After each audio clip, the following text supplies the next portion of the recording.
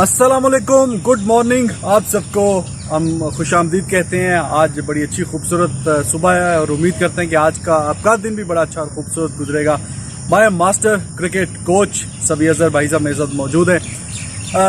سبی اظہر صاحب، پاکستان کے لیے کل کا جو دن ہے Pakistan versus England test match کا بڑا ہی شاندار گیا.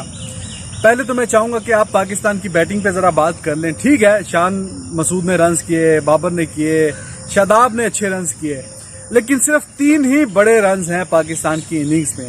تو یہ اظہر کی فارم، پہلے میں چاہوں گا آپ تھوڑا اچھا بول دیں کیونکہ لوگ بولیں گے ہمیشہ کرٹیکل بھی نہیں ہونا چاہیے.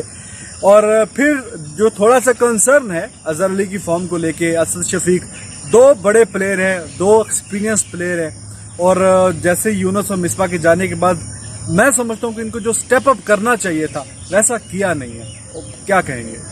بالکل، دیکھیں پاکستان نے جب کل صبح سٹارٹ لیا، اب ہم ہمیشہ یہ کہتے ہیں کرکٹ کے اندر یہ ایک سیئنگ ہے کہ ایوری بریک از اے وکٹ. صحیح ہے.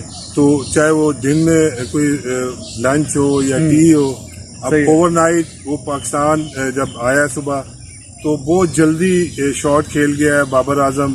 اس کو تھوڑا سا نئے دن کے حساب سے، کیونکہ جو بھی نیا دن ہوتا ہے وہ پھر نئی سچویشن ہوتی ہے، نئی کرکٹ ہوتی ہے، اور وہ جلدی آؤٹ ہوا. اس کے بعد اسد شفیق بھی جو ہے وہ بائیں والی بال کو اتنا اچھا نہیں کھیل سکا. لیکن اس کے بعد جو پہلا سیشن تھا اس وقت جب 2 جلدی آؤٹ ہوئے تو اس وقت شاید تھوڑا سا لگ رہا تھا کہ پاکستان شاید اتنا بڑا سکور نہ کر سکے، 250 250 پہ شاید آؤٹ ہو جائے.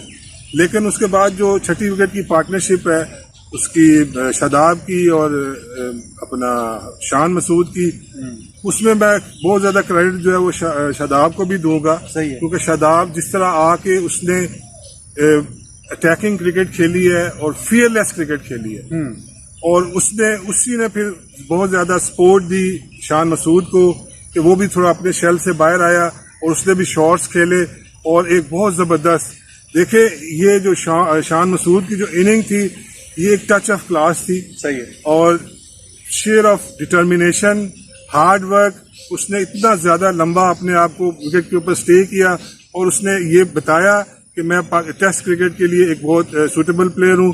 اور زبردست اس نے 3 سینچریاں لگاتار بنائی، اور یہ والی جو سینچری تھی میرا خیال ہے اس کی one of the best century اس کے کیریئر میں ہوگی، کیونکہ انگلش بالنگ کے اگینسٹ، انگلش کنڈیشنز پہ، اور پھر اس سچویشن میں اس نے جس طرح پاکستان کی اننگز کو لے کے وہ چلا ہے، میرا خیال ہے بہت زبردست اننگ کھیلی ہے. بالکل صحیح بات ہے. اور سبھی صاحب، جو میرے سوال کا دوسرا حصہ تھا کہ اظہر اور اسد بڑے ایکسپیرینس، 70 سے اوپر دونوں نے ٹیسٹ میچز کھیلے ہوئے ہیں، لیکن جس طرح ان کو شیڈو سے خاص طور پہ نکلنا چاہیے تھا مصباح اور یونس کے پاس جانے کے، تو ویسی پرفارمنس جو ہے نہیں آ رہی. تو یہ کافی ایک المیہ ہے کہ 2 سینئر کھلاڑی اور خاص طور پہ اظہر جو کہ کپتان بھی ہیں، ان کی فارم بھی کافی سوالیہ نشان ہے ان پہ. تو یہ واٹ دے شوڈ ڈو کہ وہ اب سینئر کھلاڑی ہیں، ان کو پرفارم کرنا چاہیے لیکن اس طرح کی پرفارمنس نہیں آ رہی. دیکھیں بالکل آپ کی یہ بات صحیح ہے کہ پاکستان کی جو بیٹنگ ہے وہ بہت زیادہ ڈیپینڈ کرتی ہے اظہر علی کے اوپر بھی اور اسد شفیق کے اوپر بھی، کیونکہ وہ بہت زیادہ ایکسپیرینس ہے. انگلینڈ میں بھی ان کے ٹیسٹ میچز کھیلنے کا بہت زیادہ ایکسپیرینس ہے. لیکن ابھی کیونکہ یہ پہلا ٹیسٹ میچ تھا، پہلی اننگ ہے، تو ابھی یہ بڑا پری میچور ہے کہ ہم کہیں کہ اس کی ابھی بیڈ فارم ہے. لیٹس سی کہ سیکنڈ اننگ میں وہ کیسا کھیلتے ہیں. اور مجھے امید ہے کہ جس طرح کا وہ اظہر علی بیٹسمین ہے اور اسد شفیق جس طرح کا ٹیسٹ کرکٹ میں شروع سے کھیلتا ہوا آ رہا ہے، تو میرا خیال ہے کہ ابھی ان کو تھوڑا سا ٹائم دینا چاہیے. ابھی اتنا زیادہ ان کے اوپر پریشر بلڈ نہیں ہونا چاہیے. ابھی وہ نارمل کرکٹ اپنی جیسے سیکنڈ اننگ میں میرا خیال ہے کہ اظہر علی ایک بڑا سکور کرے گا اور وہ ضرور پاکستان کے لیے اچھا پرفارم کرے گا ان دس ٹیسٹ سیریز. بالکل صحیح بات ہے.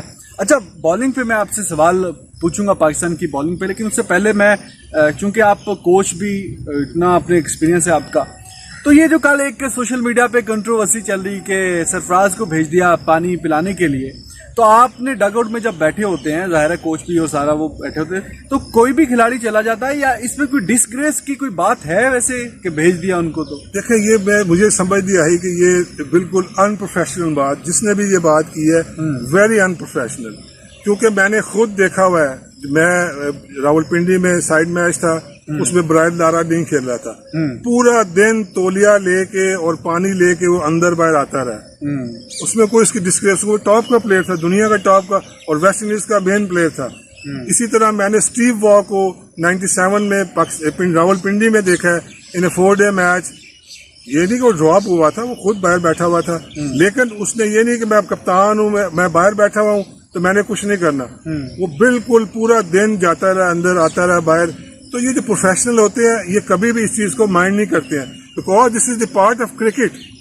اور میرا خیال ہے کہ سرفراز نے کبھی بھی اس چیز کو مائنڈ نہیں کیا ہوگا, بلکہ میرا جو ہمارا تھوڑا سا کلچر ہے, سرفراز کو مینجمنٹ نے کہا ہوگا کہ بھیا تم بشا کٹ نہ پہنو, تم بیٹھو, لیکن اس نے خود یہ آپٹ کیا ہوگا کہ نہیں, میں ہمیں پارٹ آف ٹیم اور میں جو ہے نا اندر باہر جاؤں گا. تو یہ جو کریٹیسزم کرتے ہیں یہ میرا خیال ہے یہ بالکل غلط ہے, اور اس سے کسی کو کوئی فرق نہیں پڑنے والا. صرف فرق پڑے گا تو سرفراز کی ریپوٹیشن کو پڑے گا. سرفراز کی اس سے ریپوٹیشن بڑھے گی نہیں, اس سے کم ہوگی, کیونکہ وہ ایک ٹیم کا حصہ ہے. آلدو کہ ایکس کپتان ہے, یہ جو بھی ٹورنامنٹ جیتا ہوا ہے, یہ ٹیسٹ پلیئر ہے, سینئر پلیئر ہے. اگر وہ نہ بھی جائے تو کوئی حرج نہیں ہے, جونیئر پلیئر ساتھ بیٹھے ہوئے ہیں. لیکن میرا خیال ہے کہ وہ خود گیا ہوگا, اس لیے اس طرح کا کریٹیسزم یا اس طرح کی بات کرنا اور خام خواہ مینجمنٹ کو انڈر پریشر کرنا یہ انتہائی غلط چیز ہے. بالکل صحیح بات ہے, اور بالکل صحیح بات کی کہ اس طرح وہ امیج, یہ ریپوٹیشن ہے, وہ جو اننیسیسری بہتر کرنے کی بجائے جو لوگ وہ کہتے ہیں نا بیوقوف دوست اور عقل مند دشمن والی وہ ایگزامپل, وہ یہاں پہ بالکل صحیح بیٹھتی ہے. بلکہ اس کو تو پریز کرنا چاہیے تھا کہ دیکھیں سرفراز نے کتنا اچھا جیسچر شو کیا ہے کہ وہ اندر جا رہا ہے, آ رہا ہے. اندر وہ جائے گا تو کسی پلیئر کے ساتھ اپنا ایکسپیرینس ہی شیئر کرے گا, تو بات ہی کرے گا. تو میرا خیال ہے اس طرح کی بات نہیں ہوتی. دیکھیں کتنی خوبصورت بات کی سبھی بھائی نے کہ وہ اندر اگر ایکسپیرینس کھلاڑی ہے تو جائے گا, کوئی اچھا مشورہ ہی دے کے آ جائے گا. سبھی بھائی, پاکستان کی بالنگ, اس پہ جتنی بھی لوگ کرکٹ کل انہوں نے دیکھی ہے بڑی تعریف کی ہے انہوں نے, خاص طور پہ جو اوپننگ ہمارے پیئر تھا شاہین کا اور عباس کا. تو ایک تو عباس کی آپ وہ جو ڈلیوری ہے سٹوکس پہ, اس پہ آپ بتائیے. اور آپ پچھلے دنوں بھی کہہ رہے تھے کہ سٹوکس جو ہے وہ پھنسے گا کیونکہ وہ نمبر 5 پہ ریگولر کھیلتا ہے اور پراپر بیٹسمین نہیں ہے. تو یہ کتنا فرق پڑتا ہے, اگر ایک آپ اس پہ بتائیے ذرا. دیکھیں میں پہلے بھی آپ سے 2 دفعہ اس چیز پہ بات کر چکا ہوا ہوں کہ بین اسٹوک جو ہے وہ as a all rounder international cricket میں آیا ہے. صحیح ہے. اس کا ابھی تک جو مائنڈ سیٹ ہے وہ ایز اے آل راؤنڈر ہی ہے. صحیح ہے. دیکھیں از اے ڈفرنٹ پریشر گیم ہوتی ہے. اگر آپ نمبر 6 پہ یا نمبر 5 پہ آپ کھیل رہے ہیں ایز اے آل راؤنڈر کھیل رہے ہیں, تو ایک ڈفرنٹ مائنڈ سیٹ ہے, ڈفرنٹ پریشر ہے. اب جب آپ نمبر 4 پہ جاتے ہیں, نمبر 4 جو ٹیم کا از ویری کی پوزیشن. جیسے کہ کل آپ نے دیکھا کہ 2 جلدی آؤٹ ہوئے تھے, اور اس وقت اس نے ٹیم کو ساتھ لے کے چلنا تھا, اس کا کپتان ساتھ کھیل رہا تھا روٹ, اور اس نے اب دیکھو اس کے آؤٹ ہونے سے روٹ پہ کوئی پریشر آیا. تو اب وہ اسی لیے اس کو چاہیے تھا کہ ابھی میرا خیال ہے کہ ان کو پاپ کو نمبر 4 کر کے اس کو واپس نمبر 5 پہ یا 6 پہ لے کے آنا چاہیے اگر انگلینڈ نے بین اسٹوک سے پرفارمنس لینی ہے. ایکسیلنٹ بالنگ جو ہے نا وہ کل ایک میں یہ کہوں گا کہ ڈریم سٹارٹ ہوا ہے پاکستان کی بالنگ سائڈ کا. نیا بال ایکسیلنٹ یوز ہوا ہے. شاہین شاہ نے پیس کے ساتھ, سوئنگ کے ساتھ, اور ایک بہت خوبصورت لائنر لینتھ کے ساتھ اس نے بالنگ کی ہے. عباس کا تو میں شروع سے آپ سے کہتا ہوا آ رہا ہوں کہ وہ ایک ٹیم کا, آلدو سارے کریٹیسائز کرتے ہیں کہ جی 130, 128, 123, اب جس پہ کل اس نے بولڈ کیا 124 بال تھا. تو ڈزنٹ میٹر, ہمیں تو چاہیے کہ ہمیں وکٹ ٹیکنگ بالر چاہیے. وکٹ ٹیکنگ ایریا پہ جو بال زیادہ ہٹ کرے گا وہ ہمارے لیے ویلیوبل ہے, نہ کہ 150 والا ہمارے لیے ویلیوبل ہے. تو اسی لیے کل دیکھیں جیسے آپ نے دیکھا ہوگا کہ اوپر سے 3 جلدی آؤٹ ہوئے, 12 رنز پہ 3 آؤٹ ہو گئے تھے.